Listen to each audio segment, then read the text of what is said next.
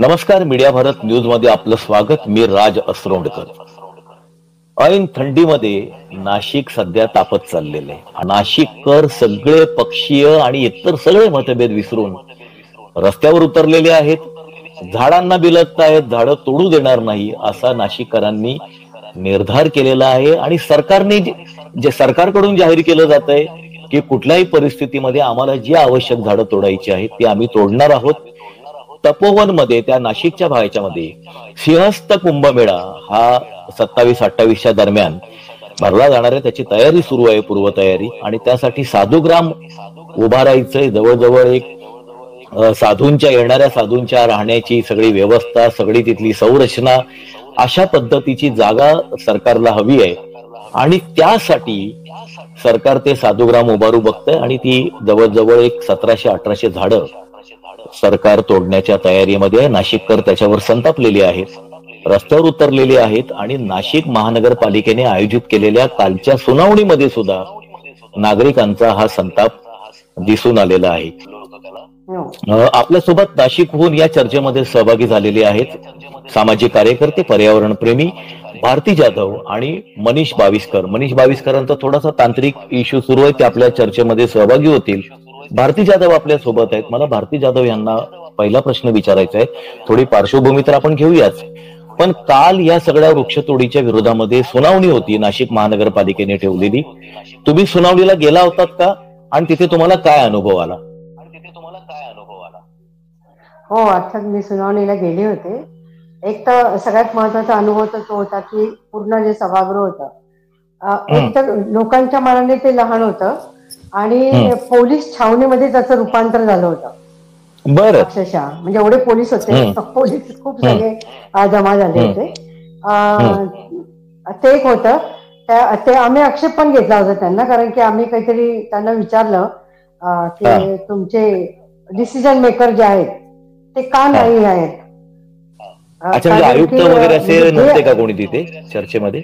नाही नाही नाही नाही. बरं. आमचं म्हणणं तेच होतं का तुम्ही नोटीस आम्हाला देणार आहे आणि तुम्ही त्यांचं विचारणार, तर कोणीतरी वरिष्ठ असले पाहिजे का ते डिसिजन घेऊ शकतात. म्हणजे काय अर्थ नाही. आणि फक्त एवढंच नाही, त्यांनी जेव्हा सुरुवात केली तेव्हा त्यांनी असं सांगितलं की ते असं आहे का आम्ही मार्किंग केले, म्हणजे कळस फुलीचा अर्थ कॅन्सल होतो.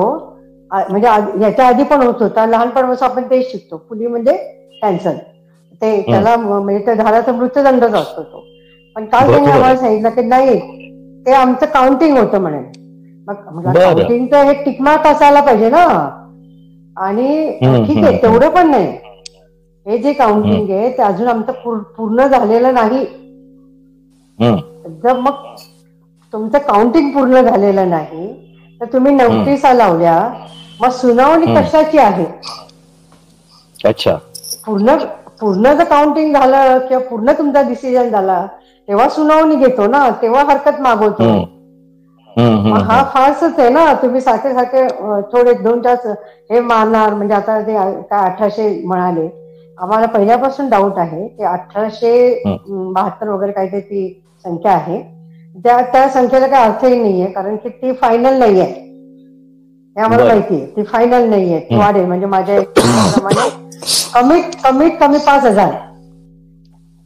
काय सांगताय? कमीत कमी 5000. पण ते तुम्हाला अशी भीती आहे तिथे की त्या ठिकाणी 1800 झाडांच्या नावाखाली कमीत कमी 5000 झाडांची कत्तल होणार आहे? ते जे तपोवन आहे तिथे 1800 झाड, त्याच्या व्यतिरिक्त पण अजून असतील. पूर्ण नाशकामध्ये हे आता कत्तल सुरू होणार आहे. आत्ता विषय आमचा तपोवनचा आहे. बरोबर. अधिकृतरित्या त्यांनी आम्हाला 1800 जे काय 72-71 असे काहीतरी नावं सांगितले त्यांनी अधिकृत. तर आता आपण त्याच्याबद्दलच बोलतोय. तर ते सुद्धा त्यांनी आम्हाला सांगितलं का ते आमची मार्किंग पूर्ण झालेली नाहीये. तर मग आम्हाला कशासाठी त्यांनी हरकती म्हणजे नोटिसा का दिल्या? आणि ते नोटिसांवर कसं असतं का तुम्ही ठराविक वेळेमध्ये हरकत जर तुम्ही घेतली नाही तर सरकार ते कटिंग करायला म्हणजे मोकळे. बरोबर आहे. असं म्हणजे आम्ही सुनावणीला जाणारच. सुनावणीला गेल्यानंतर ते सांगतात अजून बाकीच आहे. मला एक सांगा, तुम्ही पर्यावरणावरती काम करतात, अॅनिमल लव्हर सुद्धा आहात. काही गोष्टी या सरकारवरती संविधानाने त्यांचं कर्तव्य म्हणून टाकलेले आहेत. त्याच्यामध्ये वृक्ष संवर्धन हे सरकारचंच एक कर्तव्य आहे. त्यांना ते पार पाडायचंय. अशा वेळेला ते जेव्हा अशी हिअरिंग, नागरिकांना बोलावणं, तुम्ही जर हरकत नाही घेतली तर आम्ही पाडू, तर ते त्याचे पालक आहेत. तर सरकार अशा प्रकारची भूमिका कशी काय घेऊ शकतं की नागरिक आले नाहीत आणि कोणी हरकत घेतली नाही तर आम्ही पाडू? ही झाडं पाडली जाऊ नयेत ही सरकारची जबाबदारी नाहीये का? आता सरकारची जबाबदारी म्हणजे सरकारची टॅगलाईन आहे. टॅगलाईन आहे सरकारची, सुंदर नाशिक हरित नाशिक, ही सरकारची टॅगलाईन आहे.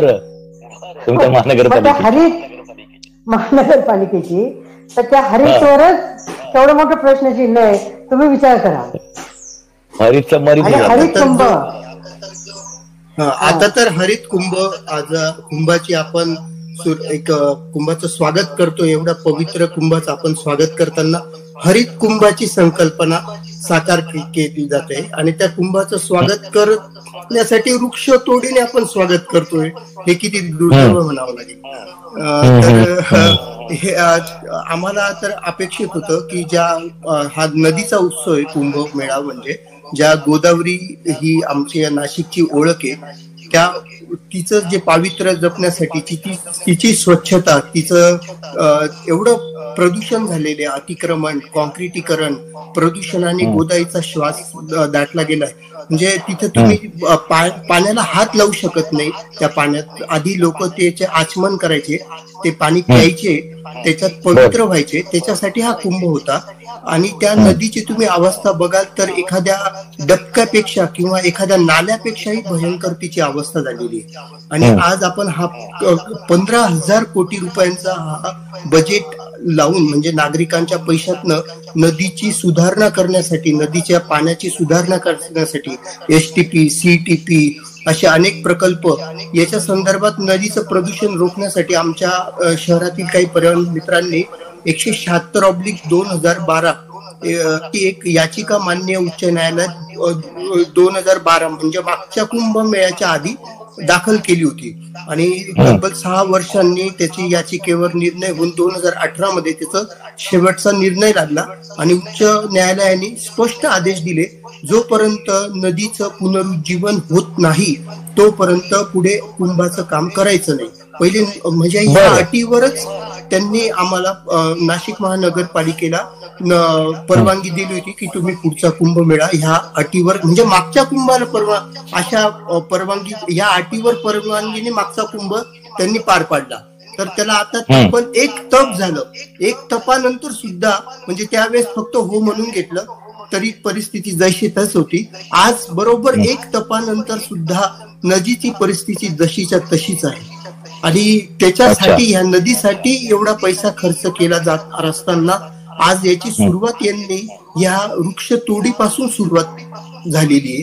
हे खूप मोठं नाशिकचं, आपल्या देशाचं दुर्भाग्य म्हणावं लागेल. आज राम मंदिरावर ध्वज फडकवला जात असताना त्या ध्वजावर झाडाचं चिन्ह आहे.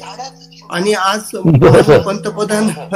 माननीय पंतप्रधानांनी सांगितलं, आपल्या मोहनजी भागवतांनी सांगितलं, झाड हे आपल्या देशाचा श्वास आहे. आम्ही तेच म्हणतो, झाड श्वास आहे, त्रास नाही. झाड श्वास आहे आपला, तो त्रास नाही. तर झाड आपल्याला जगवायचंच आहे. आणि इथं कुंभाची सुरुवात, हरित कुंभाची सुरुवात जर का एवढ्या मोठ्या महाभयंकर वृक्ष तोडीने होत असेल तर ते आम्ही कदापि सहन करणार नाही, म्हणजे नाही. आणि हा स्पष्ट इशारा आम्ही आमच्या पालिकेला, कुंभमंत्र्यांना, आम्ही सर्व नाशिककरांनी दिलेला आहे. आणि आता त्याला संपूर्ण महाराष्ट्रातून नव्हे तर पूर्ण देशातून आम्हाला त्याची साथ मिळते की आम्ही तपोवनातलं एक झाड काय, झाडाच्या फांदीला किंवा झाडाच्या पानालाही आता हात लावू देणार नाही. म्हणजे अनेक साधू संत, हा बरं, हे जे तिथं ह्या तपोवनात जे साधुग्राम वसवण्यासाठी ही सर्व वृक्षतोड केली जाणार असं त्यांचं म्हणणं होतं. तर ज्या साधुग्रामसाठी ही वृक्षतोड केली जाणार होती, त्या साधूंना जर का तुम्ही विचाराल तर तुम्हाला ही वृक्षतोड मान्य आहे का? तर आम्ही अनेक आखाड्यांच्या महंतांना, महामंडलेश्वरांना आता संपर्कात, किंवा तेच आम्हाला फोन करून सांगता. आज तर मला खामगावच्या एका महंतांनी, उज्जैनचे ते महामंडलेश्वर आहे, ते आखाड्याचे अध्यक्ष आहेत, त्यांनी फोन करून सांगितलं की झाडं वाचवण्यासाठी, म्हणजे 1800 झाडं वाचवण्यासाठी मी 18,000 झाडं घेऊन येत आहे. म्हणजे ते खामगाव पासून पायी चालत 18,000ची दिंडी काढत झाडांची. ते म्हणतात एकही झाड आम्ही तोडू देणार नाही, पण तुम्हाला जर का झाडं कमी पडत असतील ना तर आम्ही झाडं देतो. आम्हाला नको आहे ते, आम्ही ते झाडं तोडून तिथं राहणं पसंत करणार नाही, तर आम्ही तिथं झाडं लावूनच तिथं राहू असं. कारण की झाडांशिवाय साधूच अधू आहे, तर झाडं तोडून कसं काय आपण कुंभमेळा साजरा करू शकतो. तर ही एक मुद्दा इथे असा येतो या ठिकाणी. मला दोघांनाही तो प्रश्न विचारायचा आहे की जर नाशिक मधल्या नागरिकांचा विरोध आहे, सामाजिक कार्यकर्तेच नाहीत तर नागरिक, सर्वसामान्य नागरिक, सोशल मीडिया जर आपण पाहिलं तर सर्वसामान्य नागरिक फार प्रखरपणे या सगळ्याला विरोध करतायत. आणि तुम्ही सांगताय की स्वतः साधूंचा सुद्धा, जे त्यांच्यासाठी हे केलं जातंय, त्यांचा सुद्धा या वृक्ष कत्तलीला जर विरोध आहे, तर सरकार एवढा जो जोर लावतंय, हा अट्टहास करतंय, त्याच्या पाठीमागे काय कारण आहेत? पाठीमागे कारण आहे, त्याच्या पाठीमागे असं कारण आहे, म्हणजे जे मला समजतं ते त्यांचं आर्थिक कारण असलं पाहिजे. कारण की हे जागा एकदा रिकामी करायची, मग त्याच्यावर कमर्शियल काहीतरी, मी आता काहीतरी भारत काहीतरी असं सभागृह मंडलम करणार आहे असं ऐकलं, मंडळ पंडाल असं काहीतरी आहे, तर ते करणार आहेत. आणि म्हणजे मग त्याच्यावर हे एक अर्थकारणच आहे, म्हणजे त्याच्यातून पैसा मिळवायचा आहे त्यांना काही देणं घेणं नाही. आणि आमचे काय आक्षेप आहे, हे जे लोक जे निर्णय घेणारे आहेत, हे जे लोक आहेत ते नाशिकचे नाही आहेत मुळात. तर ते लोक तुम्ही कायमचे आमच्या नाशिकचे कायमची हानी करून तुम्हाला काय मिळणार? ती एक पूर्ण तिथे इकोसिस्टम आहे. एक झाड म्हणजे एका झाडावर करोडो जीव राहत असतात. एका झाडावर ते वरती झाडावर राहतात, झाडाच्या खालून वेगळं असतं, त्याचे जे मुळे असतात त्या मुळातून जे पाणी, शेजारी नदी आहे, तर ते नदीतून ते सगळं पूर्ण ते म्हणजे ते सिस्टम डेव्हलप व्हायला वर्षानुवर्ष लागतात. आणि त्यांचं म्हणणं असं होतं की जे झाडं लहान आहेत, म्हणजे मागच्या कुंभमेळ्यानंतर जे आलेली आहेत, म्हणजे 10 वर्षाची 12 वर्षाची, म्हणजे एक तर जेव्हा ते हे सांगतात तेव्हा त्यांच्याकडे कुठलेही तज्ज्ञ नाही आहेत. आम्ही असं सांगतो की आम्हाला तुम्ही का सांगतात, तुम्ही तुमच्याकडे तज्ज्ञ आहेत का, तुम्ही तज्ज्ञ बोलवा, तज्ज्ञांचा रिपोर्ट द्या, तो लोकांसमोर ठेवा. ते तज्ज्ञही असे असले पाहिजे का तुम्हाला ते मॅनेज झालेले नसले पाहिजे. देशभरातून जर लोक येतात आहे कुंभमेळ्याला, तर देशभरातून तज्ज्ञ पण बोलवा, त्यांचा विचार घ्या, लोकांचा विचार घ्या. लोकशाही आहे ना ही. तुम्ही नुसतं तुमच्याच मनाने कसं काय चालवतात आणि ज्याच्यासाठी करतात. बघा हे तपोवनचं नाव काय आहे, त्या वनामध्ये तप होतं, जर तिथलं तुम्ही वनच काढून घेतलं, त्या तपोवनाला काय अर्थ? आणि तपोवन ही नाशिकची ओळख आहे की इथे दंडकारण्य होतं. दंडकारण्यामध्ये रामायण घडलेलं आहे. हो, रामाने तिथे आश्रय घेतलेला आहे, तिथे शूर्पणखाचं ते नाक कापलेलं आहे, म्हणजे बऱ्याच गोष्टी इथे घडलेल्या आहेत. सीतेचं हरण झालेलं आहे.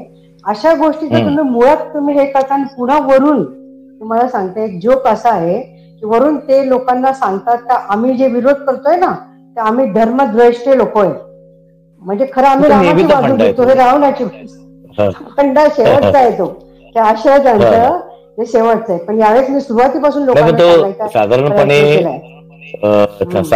साधारणपणे या सरकारची थोडीशी ही पॉलिसीच आहे की तुम्ही धर्माच्या बाजूला जरी असलात, पण तुम्ही सरकारच्या विरोधात जर असलात तर तुम्हाला धर्मद्वेष्टे म्हणून प्रेझेंट केलं जातं. आणि काय होतं, 10 वर्षामध्ये 12 वर्षामध्ये बरेच चेंजेस होतात. जर तुम्ही एक तर तुम्ही ती कल्पना तुम्ही ती केलेली आहे आणि ते तुम्ही ते हे जे साधू महाराज त्यांच्या डोक्यात ते घातलंय. नाशिक हे पूर्ण पवित्र आहे, आपण समजतो पूर्ण पवित्र आहे. कारण नाशिकचा जे रामकुंड जे आहे, रामकुंडावर जे संगम म्हणतात, त्रिवेणी संगम तर नाहीये, 2 नद्यांचा संगम होतो. बाकी थोडं पुढे गेलं तर तिथे पण 5 नद्यांचा संगम होतो. तर असं नाही, पूर्ण नाशिक घर हे पूर्ण पवित्र आहे. तर नाशिक मध्ये तुम्ही जिथे जिथे जागा आहेत तर तिथे तुम्ही, आणि जागा आम्ही सुचवलेल्या आहेत, तर त्या ज्या सुचवलेल्या जागा विचार करा ना. हो, बघा जागा सुचवलंय. माननीय कुंभमंत्री तिथे तपोवनात तिथल्या अधिकाऱ्यांना घेऊन आले आणि त्यांनी जाहीर केलं तिथे की आम्ही ही जी मोठी वृक्षतोड होणार आहे हा गैरसमज पसरवला गेलेला आहे, तर आम्ही करणार नाही ती वृक्षतोड. म्हणजे मार्किंग केलं त्यांनी मोठ्या झाडांवर, पण आम्ही करणार नाही असं सांगितलं. बरोबर. आणि फक्त 10 वर्षाखाली झाडं तोडू जी बाबळी वगैरे, पण आम्ही इथेच साधूग्राम, कारण की मागच्या वेळेचा जो प्लॅन होता तो आम्ही इथेच करू. मग आमच्यातले काही तिथे लोक होते, त्यांनी विचारलं की का बरं तुम्ही इथे करणार. मग ते साहेब म्हटले की तुम्ही जागा सुचवा, जर का इथे नाही करायचा तर तुम्ही आम्हाला, त्यांचं ऑन रेकॉर्ड आहे की तुम्ही जर का आम्हाला सुचवली की हा साधूग्रामसाठी दुसरी जागा कुठे आहे, तर त्यांनी सांगितल्यानंतर 2 तासामध्ये आमच्या टीमने किंवा नाशिककरांनी एवढ्या जागा सुचवल्या की आमचं म्हणणं आहे की साधूंचं वेलकमच आहे. आम्ही तर त्यांचं सगळ्यांचं स्वागत करण्यासाठी बसलेलोच आहे. हा साधूग्राम आपण जेवढा बनवतो ना, याच्या 5 पट मोठा भव्य दिव्य साधूग्राम बनवावा आणि त्याच्यासाठी तपोवनाला लागूनच बिलकुल त्याच्या जवळच आसपासच आम्ही भरपूर जागा त्यांना सुचवलेल्या आहे. तर हा म्हणजे विषय अतिशय सोपा आहे की आता कुठल्याच नागरिकाला तपोवनातलं वृक्षतोड करू द्यायची इच्छा नसताना, आणि मान्य कुंभमंत्रीही त्यांनी म्हटलंय की तुम्ही जागा सुचवा, आम्ही इकडनं ते साधूग्राम तिथे नेण्यासाठी तयार आहे. तर सरकारने तर कुठलाही विना विलंब आता ही वृक्षतोडीचा रद्द करून आणि साधूग्रामचा दुसऱ्या जागेचा, पर्यायी जागेचा विचार करावा. तिथे याच्यापूर्वी साधूग्राम उभं राहिलेलं आहे का नाशिकमध्ये? हो, मागच्या वेळेस याच जागेवर साधूग्राम होतं. त्यांचं म्हणणं ही जागा साधूग्रामसाठी आम्ही रिझर्व्ह ठेवली होती. जो प्लॅन मागच्या वर्षीचा होता त्याच प्लॅनने आम्ही इथं साधूग्राम करण्याचा आमचा प्रयत्न आहे. त्याच्यासाठी आम्हाला काही वृक्ष तोडावं लागतील असं. पण पुढे जाऊन जेव्हा, परंतु आपण जर त्याला, हा ते कायमस्वरूपी नाही ना, तो टेम्पररी आहे ना ती जागा.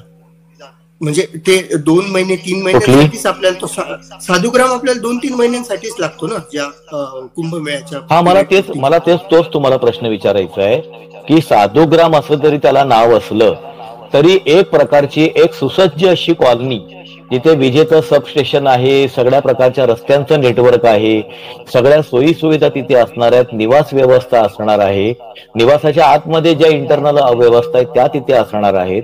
दर 12 वर्षांनी जर कुंभमेळा भरणार असेल तर अशा प्रकारची कायमस्वरूपी व्यवस्था 15 ते 20 हजार रुपये करोड खर्च करून हे कितपत बुद्धीला पटणार आहे, योग्य आहे? हा पैशाचा अपव्यय नाहीये का? म्हणजे मुळाशी जर आपण जायचं म्हटलं तर मग याच्यावर तुमचं काय मत आहे?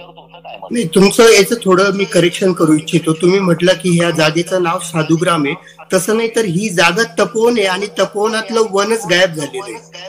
म्हणजे आता वनच राहिलेलं नाही. ज्या म्हणजे प्रभू श्रीरामचंद्रांच्या पावन पदस्पर्शाने ही पावनभूमी, जगभरातनं जे भाविक येत असतात जेव्हा ते तपोवनात जातात तर त्यांना विचार पडतो की आता आपल्याला तपोवनात वन बघायला मिळेल. तर जे ते एक पर्णकुटी फक्त फोटो दाखवलेला आहे, त्या फोटोमध्ये फक्त ते वन बघतात.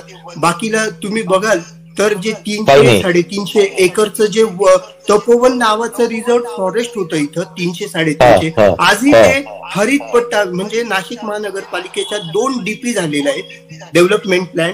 आजही त्या 2 डेव्हलपमेंट प्लॅन मध्ये हे क्षेत्र 300-350 एकरचं क्षेत्र हे तपोवन नो डेव्हलपमेंट झोन म्हणून हरित पट्टा म्हणून दाखवलेलं आहे. मग ह्या जमिनी गेल्या कुठे? बरं ठीक आहे, आता त्या काळाच्या ओघात डेव्हलपमेंटच्या याच्यात त्या हरित पट्ट्यामध्ये वृक्षतोड कशी काय सरकार करतंय?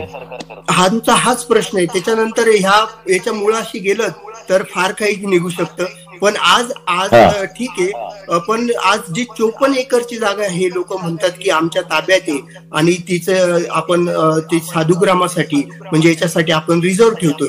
तर तपोवनातलं जर का वनच नसेल तर आमची हीच मागणी आहे की ही जी 54 किमान ही जी 54 एकरची जी नदीला रामकुंडाला लागून ही जी तपोवनची जागा आहे ही पुन्हा फॉरेस्टमध्ये जी महसूल विभागाकडून किंवा नगरपालिकेच्या ताब्यातनं परत फॉरेस्टकडे जायला पाहिजे. आणि इथं चांगल्या म्हणजे आता एक जैवविविधतेने संपन्न जसं तपोवनातलं सगळे वृक्षाच्छादित याच्यानी म्हणजे बाहेरचे लोक आले तर आपण त्यांना खरंच वनाचा अनुभव घेता येईल अशा पद्धतीचं वन बनावं तिथं. जी आपले नाशिककरांची किंवा समस्त देशवासियांची जी चूक झाली आतापर्यंत आपलं याच्याकडे लक्ष गेलं नाही की तपोवनात खरं तपोवनात वन पाहिजे. तर ही कुंभमेळा ही आता ही जे हे आपल्याला हे समस्या निर्माण झाली तर ही एक संधी आपल्याला तपोवनात परत वन वसवायची असं मला वाटतं.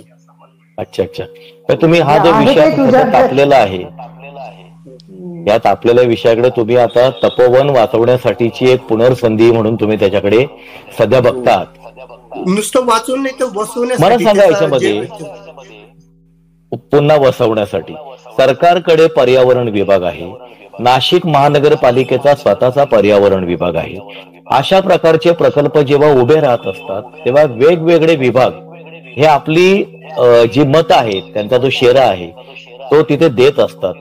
तुमच्याकडे अशी काय माहिती आहे का की नाशिक महानगरपालिकेचा पर्यावरण विभाग किंवा राज्य शासनाचा पर्यावरण विभाग यांनी याच्यावर काय मत नोंदवलेलं आहे?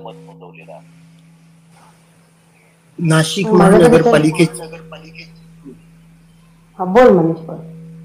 नाशिक महानगरपालिकेच्या उद्यान विभागाच्या कारभाराविषयी तुम्ही म्हणाल, पर्यावरण संवर्धन किंवा वृक्ष संवर्धनाच्या बाबतीत वार्षिक 16 कोटी रुपयांचा तब्बल 16 कोटी रुपयांचा फक्त वृक्ष संगोपनाचा त्यांचा बजेट असतो दरवर्षाचा. तर तुम्ही बघाल तर मान्य उच्च न्यायालयाचा कायदा आहे की झाडांभोवती कॉन्क्रिटीकरण करायचं नाही.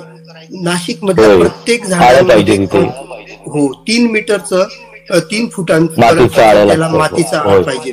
तर एकही झाडाला आता तिथं सगळं कॉन्क्रीटचं खत लावलेलं आहे त्यांनी, असं झालेलं आहे. आम्ही वेळोवेळी निवेदन देतोय. तुम्ही जसं म्हटलं राज्य सरकारचा काय आदेश आहे, तर एक राजपत्रित आदेश आहे राज्य सरकारचा की रस्त्याच्या दुतर्फा प्रत्येक किमान 10 मीटर अंतरावर रस्त्याच्या रुंदीनुसार विविध भारतीय प्रजातींचे वृक्षारोपण केलं जावं. दरवर्षीचा एवढा निधी असतो.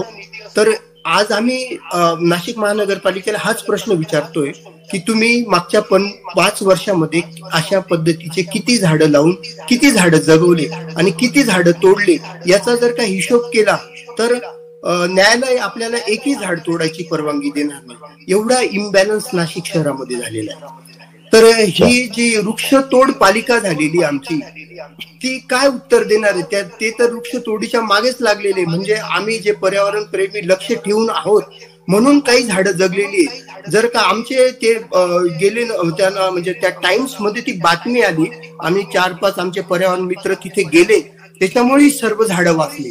नाहीतर त्यांनी नोटीस काढून तोपर्यंत कधी झाडं संपली असती त्याचा कोणाला पत्ताही लागला नसता. म्हणजे सर्व कायदे सर्व आहेत पण लोकांमध्ये जनजागृती कमी झाली किंवा आम्ही नसल्यामुळे असं म्हणा किंवा सरकारी यंत्रणांचं फावतंय. त्यामुळे मला जोडून तुमचा जो मुद्दा तुम्ही मांडलात की सरकारचं जे नियमित कर्तव्य आहे वृक्ष लागवडीचं तेच पार पाडलं जात नाहीये आणि तुम्हाला आश्वासनं दिली जातात की इथे आम्ही जी झाडं तोडणार आहोत त्याच्या बदल्यामध्ये आम्ही 10 नवीन झाडं लावणार आहोत. या आश्वासनाकडे तुम्ही कसं बघताय भारतीजी? कागदावर हे कागदावरच झाडं लावतात नेहमी आणि यांच्या जागा पण ठरलेल्या असतात. दरवर्षी तिथे जाऊन वृक्षारोपण करतात. आम्ही सुरुवातीला यांच्यावर केलेलं आहे, डोंगरावर वगैरे असं वृक्षारोपण केले. पण नंतर वृक्षारोपण करून होत नाही ना, वृक्ष संवर्धन हे खूप महत्वाचं असतं. संवर्धन महत्वाचं, ते संवर्धन. हे संवर्धन तर काही करत नाही. तुम्ही नाशिकमध्ये येऊन बघाल तर नाशिकच्या जे गार्डन आहेत सोसायटीचे जे गार्डन दिलेले असतात ते गार्डनची जी जागा आहे त्या सगळे अवसाद पडलेले असतात. तर तिथे तुम्ही गार्डन तिथे कुठल्या प्रकारचे झाडं लावत नाही. आणि मग काय लोक आता आजकाल काही ते सिमेंट टाकून काही मंदिर बिंदिर करतात ना काय करतात. म्हणजे तुम्ही त्यांना ते खत पाणी घालतात. तुमचं काम आहे त्यांना सांगणं काही झाडं लावली पाहिजे, इथे आपण ऑक्सिजनचे असे पार्क उभे केले पाहिजे, त्यांना ऑक्सिजन मिळालं पाहिजे. पण हे सगळं काही करत नाही. पण आता नाशिक आता मनीष जे म्हणाला की आम्हाला ते घाटापासून आम्हाला सगळं ते मोठं हे वन वसवायचंय. आता सध्या नाशिककर तपोवनामध्ये जे पण झाडं त्याला वन अजून तरी आपण वनच म्हणतो कारण वनासारखे आहे वृक्ष आहेत तिथे. नसते तर 1800 कुठून काढले असते त्यांनी. आणि 1800 ते म्हणतात शिवाय ते म्हणतात this is not final figure. ही फायनल फिगर नाही आहे, त्याच्यापेक्षा जास्त ते करणार आहेत. त्यामुळे ते आहे. आणि प्रश्न सुनावणीचा होता, त्यांनी सुनावणीचा पास केला, आम्हाला सगळ्यांना बोलवलं. ऍक्च्युली त्यांना हे जे म्हणजे माझ्या ह्याच्याप्रमाणे माझा जो अंदाज आहे, यांनी ह्या फुल्या मारल्यानंतर नाशिककर किती जागृत आहे, किती विरोध करतात, ही नाशिककरांची चाचणी परीक्षा होती. चाचणी परीक्षा होती. ती परीक्षा झाल्यानंतर आता पुढे त्यांना जो पाऊल घ्यायचंय तर ते म्हणजे हे फुंकून घेणार आहे ते असं. पण आम्ही आमचा जोर पूर्ण लावलेला आहे. आणि विशेष म्हणजे ह्या वेळेस तुम्ही म्हणतात असं सोशल मीडियावर तुम्ही बघाल तर म्हणजे सोशल वॉर हे सुरू केलेलं आहे लोकांनी. आणि हे जे सरकार आहे ते अशाच रीतीने आलेलं आहे. त्यामुळे ते अशाच रीतीने जाऊ पण शकतं जर त्यांनी असं केलं तर. कारण मी त्यांना कालही सांगितलं ते लोक काय करतात, लोक तुमचे कायद्याचं पालन करतात, लोक नाही करत असं नाहीये, कायद्याचं पालन करतात, लोक साथ देतात. त्यानंतर लोकशाहीचे जे मार्ग आंदोलनाचे ते अवलंबतात. त्यालाही हे नाही केलं तर न्यायालयात जातो. न्यायालयात पण समजा तुमचा भ्रष्टाचार किंवा काही असा अनुभव आला त्यांना, तर तो अनुभव आला तर त्यानंतर जे परिणाम होतात ते अतिशय गंभीर असतात. आणि त्यांना असं वाटतं आमच्यासारखे लोकांना भडकवतात असं नाहीये. मी कालही पालिकेत त्यांना सुनावणीत सांगितलं की आम्ही लोकांना भडकवत नाही. तुमच्या ज्या अशा प्रकारच्या ज्या प्रतिक्रिया असतात, तुम्ही ज्या प्रकारच्या अशा क्रिया करतात त्यामुळे लोक क्षोभ होतो आणि तुम्ही ते सगळं टोपलं आमच्यावर टाकतात, तर ते बरोबर नाही. मग तुम्ही जेल मग ते झालं तर ते आपण होत नसतात. सुनावणीमध्ये काही लोक होते तिथे, तर त्यांनी सांगितलं की आम्ही इथे गेल्या 2-3 वर्षांपासून वृक्षारोपण करतोय. त्यांनी जे झाडं लावले म्हणजे 3 वर्षापासून, तर ते म्हटलं की आम्ही दररोज त्या झाडांना पाणी टाकायला जायचो. म्हणजे आपले माननीय पंतप्रधान साहेब म्हणतात एक पेड माके नाम लगाओ. मग ज्या लोकांनी एक पेड माके नाम लावण्यासाठी त्या तपोवनात गेले, मग ते आपल्या आईच्या नावाने लावलेलं झाड कसं तोडू द्यायचं? त्याला मान्य देशाचे पंतप्रधान परवानगी देतील का? मला आणखी एक प्रश्न विचारायचा आहे. सामाजिक कार्यकर्ते यामध्ये उतरलेले आहेत, नागरिक सुद्धा व्यक्त होत आहेत, सोशल मीडियातून प्रत्यक्ष सुद्धा आंदोलनात सहभागी होत आहेत. नाशिकचे लोकप्रतिनिधी, खासदार, आमदार, त्या भागातले पालकमंत्री, वेगवेगळ्या पक्षांचे कार्यकर्ते, पदाधिकारी यांची काय भूमिका आहे? काल राजाभाऊ वाजे जे आमचे खासदार आहेत त्यांनी काल म्हणजे रात्री का संध्याकाळी काल त्यांनी आम्हाला पाठिंबा जाहीर केलेला आहे. बाकीच्यांचा म्हणजे सुरुवात झाली. राजकीय पक्ष इतर काही त्यांचा काही कम्युनिस्ट पक्ष आहे, नंतर शिवसेना आहे, संभाजी ब्रिगेड आहेत, हे सगळे लोक आहेत, काँग्रेसचे पण आहेत. हे सगळे लोक या प्रश्नावर एकत्रित आलेले आहेत.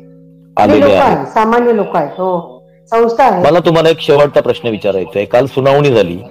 एकंदरीत तुमच्या बोलण्यातून असं दिसतंय की ही सुनावणी म्हणजे एक प्रकारचा फार्स होता. सरकारने असं ठरवलं दिसतंय की हे सगळे फार्स करायचे, फॉर्मॅलिटीज करायच्या आणि शेवटी आपल्याला मनाला जे वाटेल ते करायचं. सरकारने जर ही वृक्षतोड करायला घेतली, सामाजिक कार्यकर्ते म्हणून तुमची ही भूमिका पुढे काय असणार? मी तर तुम्हाला आधीच सांगितलंय का आम्ही लोकशाही मार्गाने जाणारे लोक आहेत, आंदोलनावर विश्वास ठेवतो, अजून तरी असंच आहे.